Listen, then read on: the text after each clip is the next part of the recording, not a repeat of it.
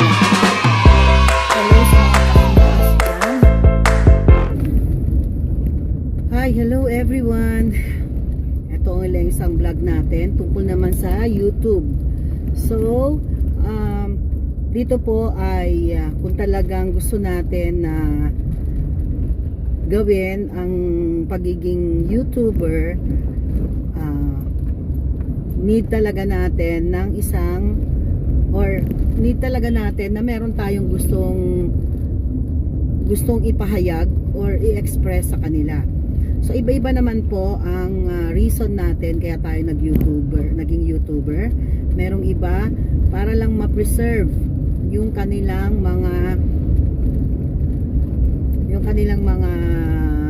experiences, yung mga family bonding, yung mga pinuntahan nila, yung mga ginagawa nila sa life nila, lifestyle vlog, para siyang makabagong diary or makabagong journal or photo album. Ang pinakamaganda dito, video album, di ba? Puro mga video naman. So kung yun lang po ang gusto nyo ay mas ma-preserve lang at the same time ay kumita, pwede naman po yun. Doon naman sa mga iba na talagang seryosong-seryoso, meron kayong purpose na gustong ipahayag.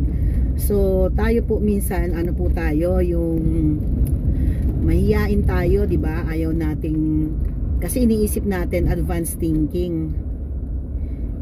Iniisip kagad natin, ay nakakahiya, ay pipintasan ako, ay yung suot ko, ay yung camera ko hindi ganun kaganda. So marami po tayong dahilan. Flag ceremony ngayon. Nandito na ako sa may City Hall. Ayun, nakapila yung mga pulis dyan. Naka-display na rin yung malaking Christmas tree for the Christmas. So ayun,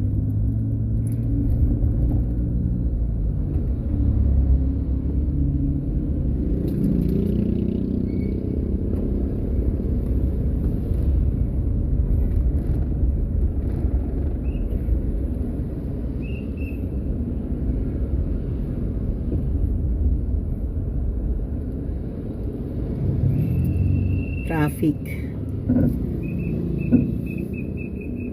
So ayun na nga po,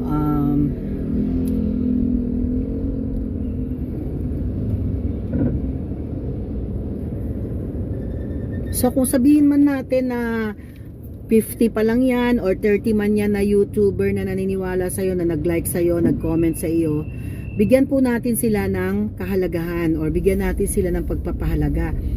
Dahil kahit sabihin mo lang na 10 or 15 lang yung naniniwala sa atin, kailangan bigyan na po natin sila ng pasasalamat. So, pasalamatan po natin sila. Ako po, nagmula rin din po ako sa isa lang na YouTuber, isa lang ang nagla-like sa akin, 3 lang, 5 lang. Kahit isa lang po yan or 2 lang po yan, pahalagahan po natin sila dahil naniwala sila sa atin. So, ang ano po dito, ang madalas po dito, kung sino pa yung mga kamag-anak natin, hindi po sila yung magtatangkilik sa mga video natin. So wag tayong magtampo. Maraming dahilan yon bakit sila mismo na kamag-anak natin ang hindi nanonood sa atin. Number 1, syempre po familiar na sila sa inyo, kilalang kilala na kayo. Nakikita ka naman yan araw-araw ba't kailangan ka pa nilang panoodin? So, wag na po tayong masyadong mag-expect. Although siguro meron tayong topic na talagang magugustuhan nila. Then kung talagang magustuhan nila yung topic, lalo na sa anak natin, syempre iba na po yung generation ng anak natin. Mas bata sila, mas iba yung hilig nilang panoodin. So, wag na po tayong maging sensitive about that. Huwag tayong maging maramdamin kung mismong mga kamag-anak natin, kaibigan. Actually, nangyari sa akin po yan, kaibigan, hindi po ako talaga pinanood.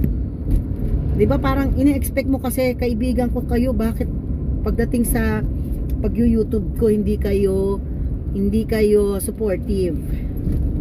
So marami rin dahilan po yun.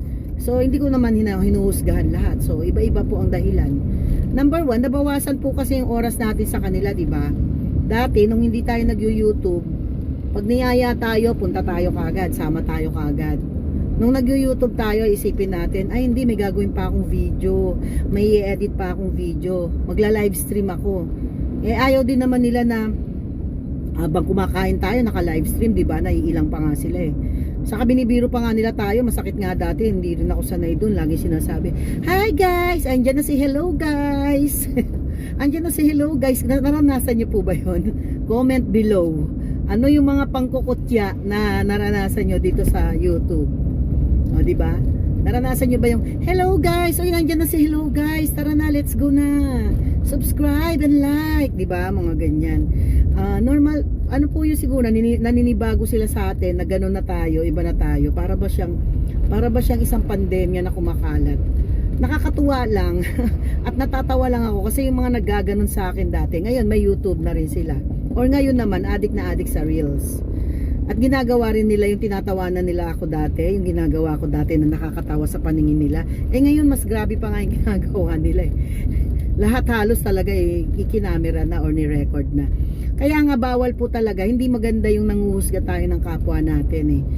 Kasi yung hinusgahan natin dati na sinasabi natin, hello guys, binibiro-biro natin tungkol sa pagiging vlogger or pagiging YouTuber. Later on pala kakainin mo yung salita mo, ikaw rin pala ganun din ang gagawin mo eh, di ba? Kasi hindi mo lang naiintindihan dati. Dati kasi hindi nila naiintindihan pa bakit maraming nagva-vlog. Tapos trinay nila na enjoy din pala sila. It's a very nice way of hobby. Libangan din to. Sa mga kasamahan natin na nasa abroad, di ba? Napakagandang libangan pag na-homesick ka. I-record mo lang ng i-record at i-upload sa YouTube.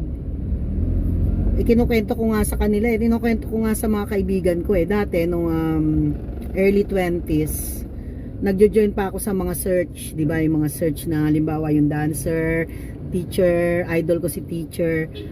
Ayun, bago ka makapunta sa TV or ma-broadcast na mapanood ng ibang tao, kailangan mong dumaan sa audition. Napakahirap ng pinagdadaanan noon. Pipila ka na mahaba. Magpapakita ka ng talent mo doon sa mga finalist judges. O di ba ang hirap noon? Hindi lang isang beses po yung yung audition noon. Medyo parang dalawa or tatlo na babalik-balik ka sa, parang pipiliin kayo, ni-screen kayo pa konti ng pakonti. Sa una 100. So 100 na yon, pababalikan na lang siguro 40 or 50. Sa 40-50, pababalikin kayo, matitrim down pa yon sa 20 until maging 10 na lang. Sa ilang episode pa yung papalabas, hindi ka naman papalabas kagad. Pag ni-record ka nila ngayon, siguro mga 1 month muna bago maipalabas yung yung video mo. Tapos, pag nandun ka na sa TV, mga 2 minutes lang, 3 minutes lang ang exposure mo. Ang haba ng ipinila mo, ang haba ng preparation mo, pagdating mo doon, 2 minutes, 3 minutes lang. Ayun, tapos na ang contest. Ganun lang po. So, di ba?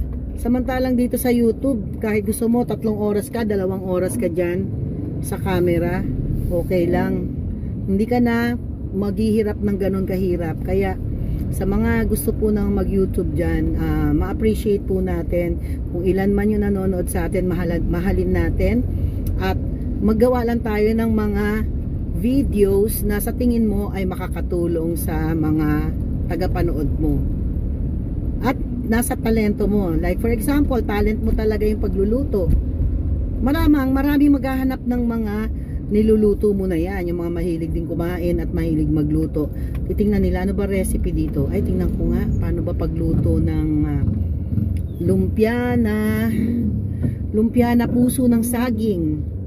Kaya, yun. Kaya, patuloy ko po kayong ini-encourage, continue po tayo dito. It's a very nice hobby na matututo tayo, madedevelop ang ating personalidad. Nagkakaroon tayo ng confidence. Dati wala tayong confidence na magsalita sa harap ng camera, pero ngayon nagiging nagiging confident na tayo. So ayun po. Thank you very much and thank you for watching our video. Tandaan po natin na hindi lahat mag-umpisa maging YouTuber magaling kagad.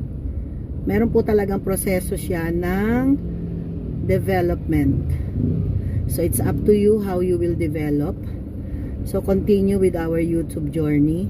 Tuloy-tuloy lang po, upload and